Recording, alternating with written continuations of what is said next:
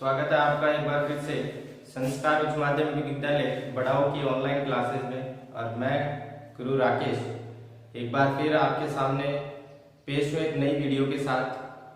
आज हम अपना जो नेक्स्ट टॉपिक है पॉलिनेशन यानी परागण, उसकी चर्चा करेंगे। पिछले वीडियोस के अंदर हमने देखा कि पादपों में होने वाली जो प्रजनन की क्रिया है, स्पेशली एंजियोस्पर्म के अंदर यानी आवर्तबीजी पादपों में प्रजनन की क्रिया हम पढ़ते आ रहे हैं। उसी के क्रम में आज अपना टॉपिक रहेगा परागण की परागण होता क्या है, परागण किस प्रकार से होता है, परागण के लिए अनुकूलन कौन कौन से होने जरूरी है, परागण की क्रिया किन के माध्यम से हो सकती है।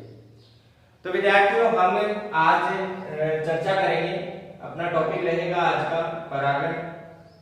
तो हमने फर्स्ट जो अपना चैप्टर था उसमें हमने फ्लावर की स्ट्रक्चर देखी थी, एक पुष्प की संरचना हमने पढ़ी थी, पुष्प की संरचना।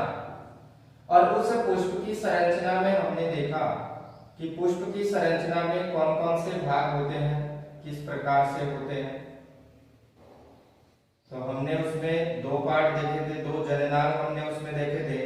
नर जननांग के रूप में तो क्या था, पुंकेसर, और मादा जननांग के रूप में क्या था, स्त्री केसर। इस पुष्प की जब हम चर्चा करते हैं तो पुष्प में ये वाला जो पार्ट आपको दिखाई दे रहा है, ये वाला पार्ट तो किसका था, ये तो काम कर रहा था टोटल किसका, नर जननांग का। इसका काम कर रहा था नर जननांग। और ये बीच में जो आपको संरचना दिखाई दे रही है, ये बीच वाली जो संरचना है, ये किसका काम कर रही थी, मादा जननांग का काम कर रही थी। नर जननांग के रूप में हमने देखा कि क्या पाया जाता है, पुंकेसर पाया जाता है। और मादा जननांग के रूप में हमने देखा कि स्त्री केसर पाया जाता है। यहां हम पॉलिनेशन की यानी कि परागण की बात कर रहे हैं। तो परागण का मतलब ये हुआ कि नर और मादा के जो गैमेट है या जो युग्मक है वो किसी भी तरीके से क्या हो जाए, युग्मित हो जाए, और उनके मध्य क्या हो जाए, फर्टिलाइजेशन यानी निषेचन की क्रिया हो जाए। और उसके बाद उससे प्लांट के अंदर या उस पुष्प के अंदर नए भ्रूण का विकास प्रारंभ हो जाए। यहाँ पर परागण को समझने के लिए हमें ये देखना है कि ये जो पुंकेसर का भाग है, इस पुंकेसर के भाग में हमने देखा था कि परागकोश होता, क्या होता है, परागकोश, जो कि अधिकांशतः द्विपालिक है। इस परागकोश में क्या पाए जा रहे थे, परागकण पाए जा रहे थे। क्या पाए जा रहे थे, परागकण। और ये परागकण ही किसका काम कर रहे थे, नर युग्मक का काम कर रहे थे।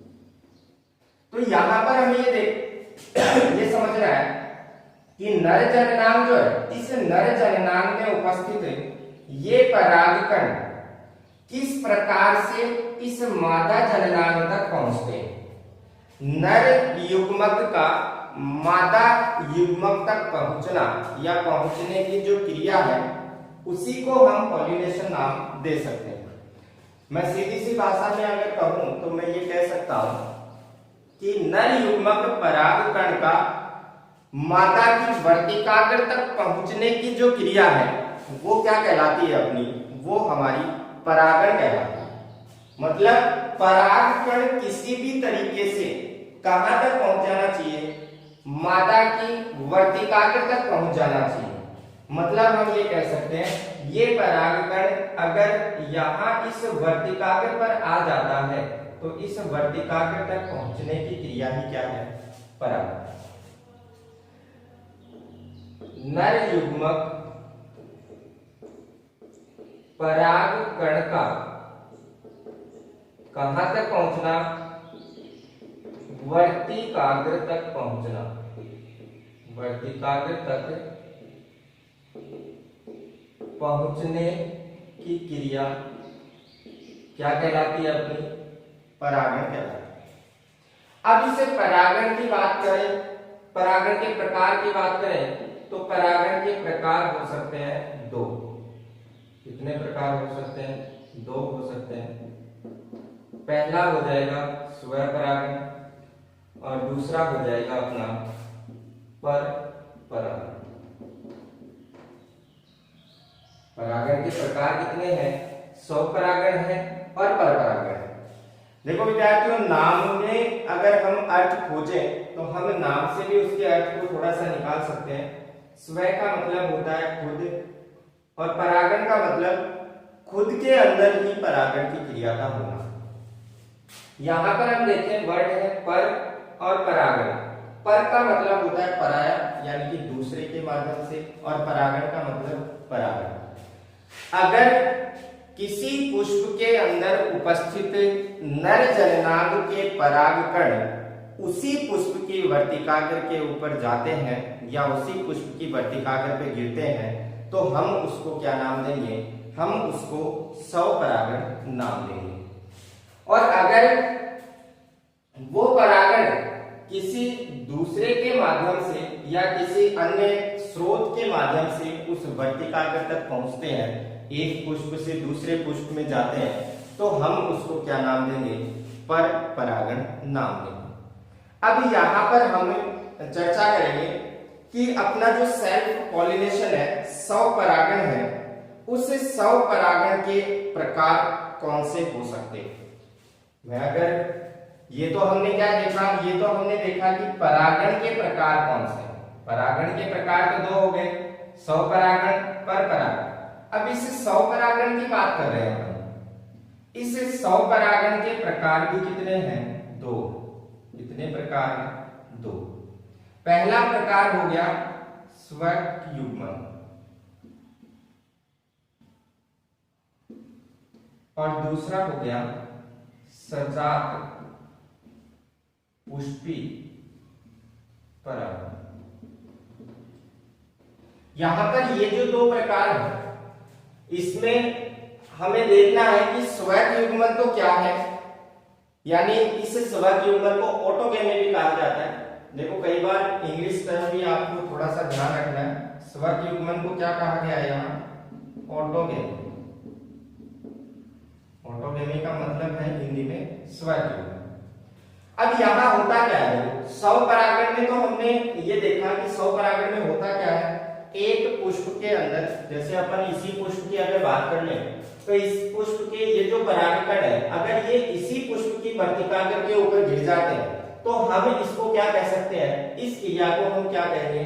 स्वपरागण कहेंगे। इसी क्रम में अगर अपन इसके प्रकार की बात करें, स्वक युग्मन की जब अपन चर्चा करते हैं तो स्वक युग्मन में भी क्रिया वही है कि अगर इस एक पुष्प के परागकण इसी पुष्प की वर्तिकाग्र पे गिर जाए तो ये भी क्या कहलाता है अपना? ये भी स्वक युग्मन कहलाता है। यानी इसी पुष्प के परागकण इसी की वर्तिकाग्र पे गिरने चाहिए। लेकिन दूसरी तरफ हम देखें कि सजात पुष्पी परागण का मतलब क्या है? इस सजात पुष्पी परागण में दो पुष्प होंगे। कितने पुष्प होंगे? दो पुष्प काम्य है। जैसे यहां हम देखें कि एक पुष्प तो अपने पास यहां है, जैसे दो पुष्पों की अगर अपन चर्चा करें तो एक पुष्प की संरचना तो हमने यहां ये बनाई और दूसरे पुष्प की संरचना हम इधर बना देंगे। ये दूसरा पुष्प है।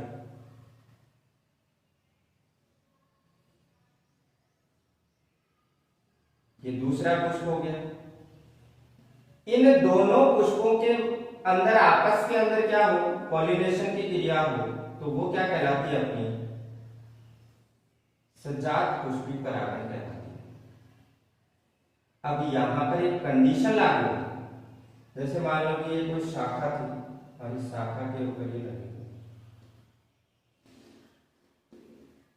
इसको अपन मान सकते शाखा, और इस शाखा पर ये पहला पुष्प और ये दूसरा पुष्प। अब यहां पर हम जब सजात पुष्पी परागण की बात करते हैं तो मैंने जैसे कहा कि दो पुष्प काम में आ रहे, दो पुष्प काम में आने तो वो कैसे काम आने? देखो अब यहां पर ये जो पुष्प है दोनों, ये दोनों के दोनों पुष्प एक ही शाखा के ऊपर लगे हुए, एक ही शाखा पे लगे हुए। इसका मतलब इसमें होगा क्या? अगर इस पहले पुष्प के परागकण इसी की वर्तिकाग्र पर गिर जाते तो हम उसको स्वक युग्मन कहते, हम उसको क्या नाम देते, ऑटोगैमी नाम देते, स्वक युग्मन।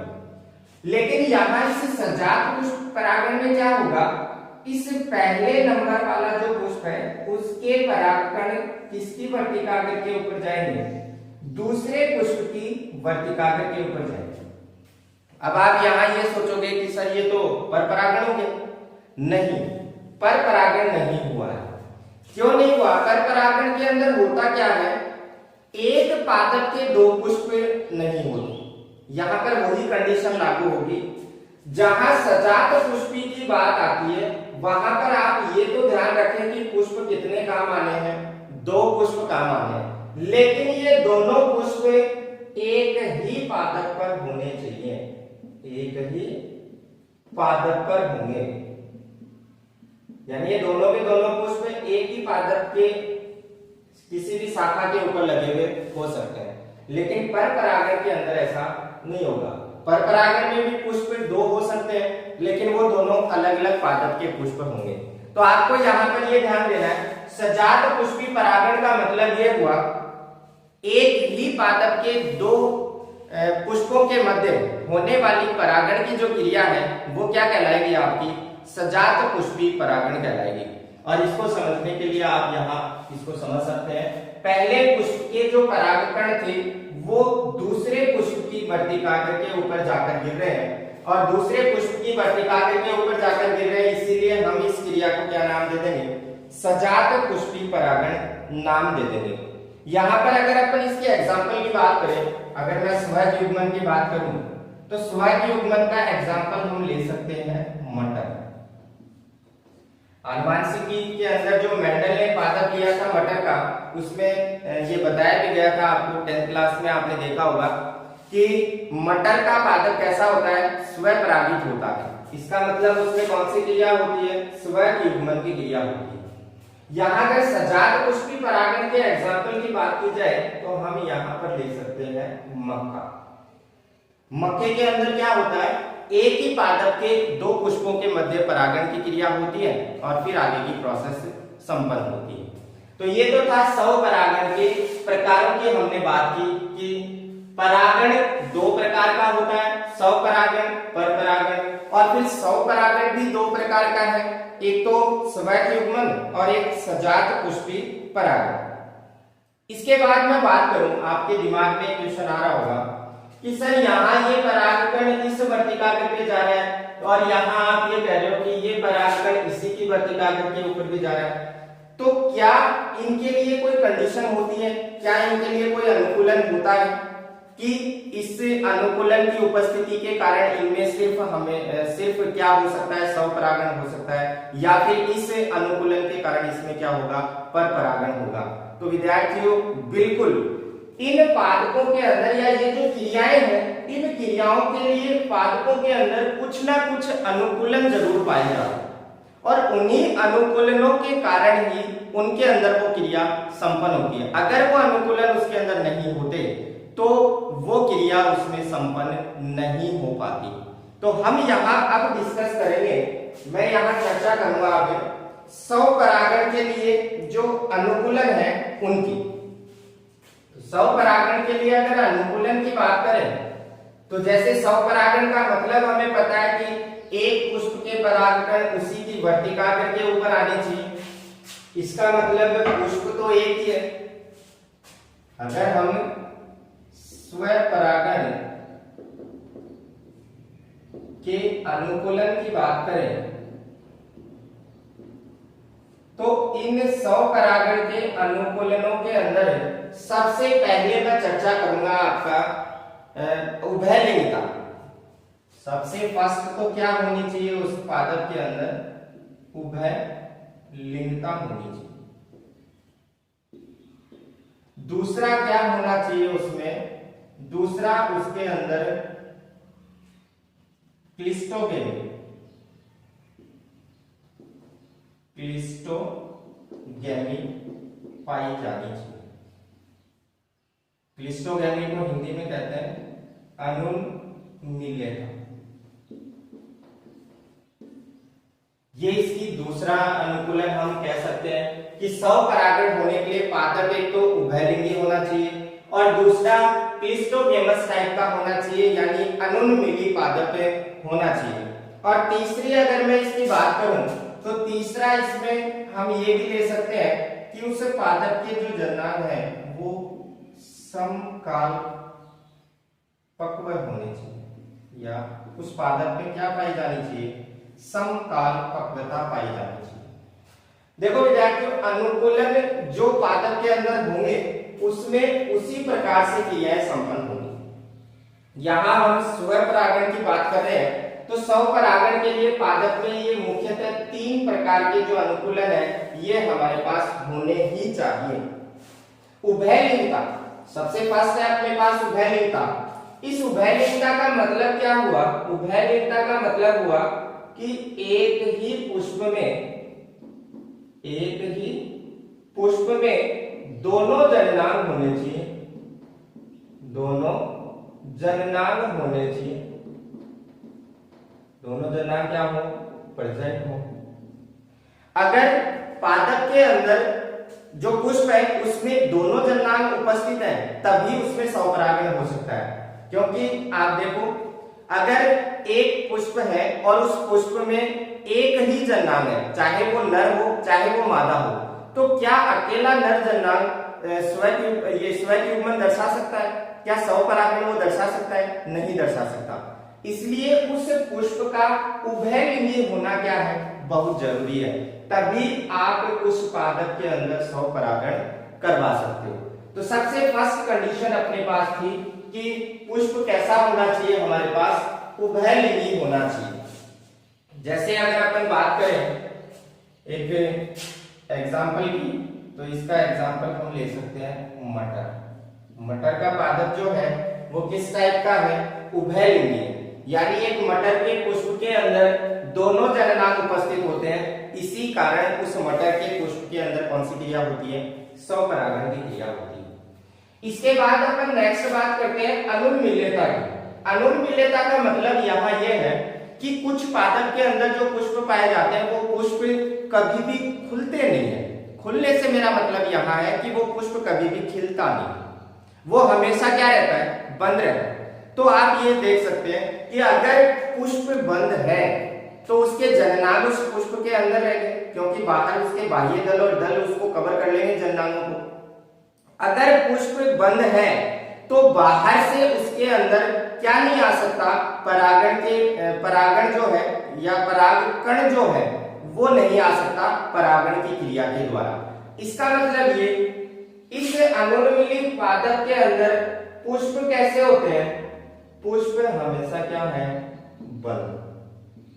और पुष्प बंद है इसका मतलब जननांग उस पुष्प की जो बाह्य दल और दल है उनके मध्य क्या रह गए, छुपे।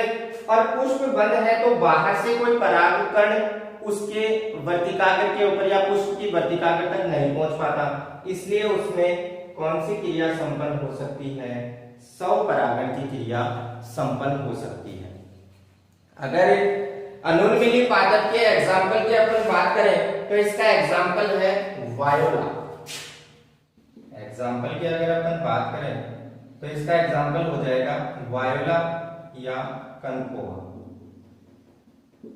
इन पादपों के पुष्प जो है वो हमेशा क्या रहते हैं, बंद रहते हैं, और बंद रहने के कारण इनमें पर परागण की क्रिया नहीं होती।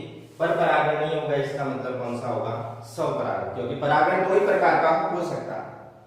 इसके बाद मैं नेक्स्ट बात करता हूं समकाल पक्वता की। समकाल पक्वता की जब बात आती है तो यहां नाम से हम इसका अर्थ निकाल सकते हैं। सम का मतलब होता है समान, काल का मतलब समय, और पक्वता का मतलब है यहाँ परिपक्व होने से। इसका मतलब ये हुआ कि पुष्प के अंदर जो नर और मादा जननांग है उन दोनों का एक साथ परिपक्व होना भी क्या है, बहुत आवश्यक है। अगर दोनों एक साथ परिपक्व होंगे तो दोनों एक साथ निषेचित हो सकते हैं, और अगर दोनों एक साथ परिपक्व नहीं होंगे तो वो एक साथ निषेचित नहीं होंगे। इसलिए समकाल पक्वता का होना भी क्या है, स्वपरागण के लिए अति आवश्यक है। तो ये 3 पॉइंट आपने देखे। इस 3 पॉइंटों के अंदर हम ये कह सकते हैं कि स्वपरागण के लिए तीनों ही क्या है, बड़े उपयोगी और महत्वपूर्ण है। अगर इसे समकाल पक्वता के एग्जाम्पल की अपन बात करें तो इसका एग्जाम्पल होता है गुल अब्बास। गुल अब्बास,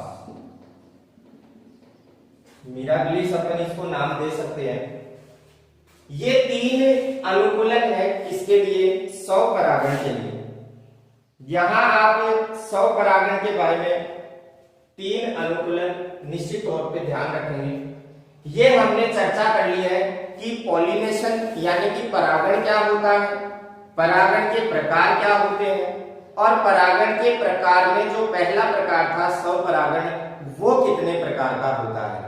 तो यहाँ परागण की जब चर्चा आई तो परागण के लिए हमने कहा कि नर युग्मक परागकण का मादा की वर्तिकाग्र तक पहुंचना क्या कहलाता है? परागण कहलाता है। और परागण कितने प्रकार का होता है? 2 प्रकार का। एक तो स्वपरागण, सेल्फ पॉलिनेशन कहते हैं, और परपरागण यानी क्रॉस पॉलिनेशन इसको कहा जाता है। सेल्फ जो पॉलिनेशन यानी स्वपरागण की जो क्रिया है वो 2 प्रकार की हो सकती है। स्वपरागण जो है वो 2 प्रकार का, स्वयं युग्मन यानी कि ऑटोगेमी, और दूसरा हो सकता है सजात पुष्पी परागण। स्वयं युग्मन के अंदर क्या होगा? उसी एक पुष्प के परागकण उसी पुष्प की वर्तिकाग्र के ऊपर गिरेंगे, इसको हम क्या कहेंगे?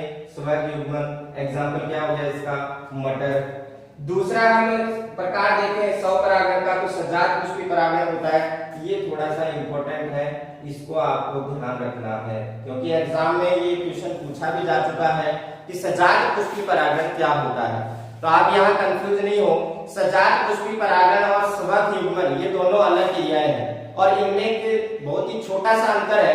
स्वपरागण के अंदर या स्वयं युग्मन की जो क्रिया है उसमें एक ही पुष्प के परागकण उसी पुष्प की वर्तिकाग्र पे गिरते हैं। यानी मैं ये कह सकता हूं कि एक ही पुष्प काम आ रहा है और उस एक पुष्प में उपस्थित नर और मादा जनांग आपस में क्या हो रहे हैं? युग्मित हो रहे हैं। यानी उस एक पुष्प के परागकण ही उसी पुष्प की वर्तिकाग्र के ऊपर जा रहे हैं। लेकिन यहाँ सजात पुष्पी परागण में क्या होगा? पुष्प भी कितने होंगे? 2 होंगे, लेकिन दोनों के दोनों पुष्प एक ही पादप पे होंगे। हो सकता है कि एक ही शाखा पे लगे हों। मैंने यहाँ डायग्राम से आपको ये चीज समझा दी है। अब इस सजात पुष्पी परागण और परपरागण में भी आप कंफ्यूज यहाँ दूर कर ले। सजात पुष्पी परागण में एक ही पादप के 2 पुष्प है, एक ही पादप के 2 पुष्प। और परपरागण की जब बात आएगी तो परपरागण के अंदर अलग अलग पादपों के पुष्प होंगे, अलग अलग पादपों के पुष्प काम में आएंगे। आप ये चीज यहीं क्लियर कर लो क्योंकि अगर कंफ्यूजन एक बार दिमाग में घर कर गया तो आप इस कंफ्यूजन को निकाल नहीं पाओगे और सिंपल सा जो क्वेश्चन है वो गलत कर दोगे। तो सजात पुष्पी परागण और परपरागण भी अलग है और स्वयं युग्मन और सजात पुष्पी परागण भी क्या है? अलग है। माइनर इसके अंदर डिफरेंस है, छोटा सा अंतर है जो आपको ध्यान रखना है। इसके बाद हमने देखा कि ये जो स्वयं युग्मन है, ये स्वयं युग्मन और सजात पुष्पी 2 प्रकार के स्वपरागण के प्रकार हो गए। फिर हमने देखा कि स्वपरागण जो है उसके लिए अनुकूलन क्या है, पादप में क्या क्या अनुकूलन होने चाहिए। तो पहला हमने देखा कि उभयलिंगी होना चाहिए वो पुष्प जो है, क्योंकि उभयलिंगी का मतलब क्या है कि उस पुष्प के अंदर दोनों जनांग है, नर और मादा, और दोनों होंगे तभी उनके अंदर कौन सी क्रिया हो सकती है? जो स्वपरागण की क्रिया है वो हो सकती है। एग्जाम्पल हमने देखा कि मटर हो सकता है। फिर हमने देखा दूसरा जो अनुकूलन है वो है अनुन्मीलिता। अनुन्मीलिता का मतलब है कि कुछ पादप ऐसे होते हैं जिनके पुष्प कभी भी खिलते नहीं है और खिलेंगे नहीं तो बाहर से परागकण जो है वो उनकी वर्तिकाग्र तक नहीं पहुंच पाएगा। अगर बाहर से परागकण नहीं आ रहे इसका मतलब उसी पुष्प के परागकण उस पुष्प को क्या कर रहे हैं? परागित कर रहे हैं, यानी उसी की वर्तिकाग्र पे गिर रहे हैं। तो पुष्प हमेशा इसके क्या रहते हैं? बंद। तो ये शॉर्ट क्वेश्चन आप थोड़ा सा ध्यान रखें। क्लिस्टोगेमी प्रकार के जो पुष्प होते हैं वो कैसे होते हैं? बंद होते हैं, खुले होते हैं, तो बंद होते हैं। एग्जाम्पल हो गया वायोला और कंको। फिर नेक्स्ट हमने अनुकूलन देखा समकाल पक्वता। समकाल पक्वता का नाम से अपन अर्थ निकाल सकते हैं कि दोनों के दोनों जो जननांग उस पुष्प के अंदर है वो एक ही समय पर परिपक्व होने चाहिए। अगर एक ही समय पे परिपक्व होंगे तो ही उनमें क्या हो सकता है? सेल्फ पॉलिनेशन यानी स्वपरागण की क्रिया हो सकती है। तो विद्यार्थियों आज मैंने आपके सामने एक टॉपिक परागण जो है उसको डिस्कस किया है। उम्मीद करता हूं कि आपको ये टॉपिक समझ में आया होगा। फिर भी अगर कोई डाउट हो तो कमेंट बॉक्स में जाकर कमेंट जरूर करें ताकि मैं आपके डाउट को आसानी से क्लियर कर सकूं। इसके बाद मिलते हैं नेक्स्ट वीडियो में नेक्स्ट टॉपिक के साथ। तब तक के लिए घर पे रहें, सुरक्षित रहें। धन्यवाद।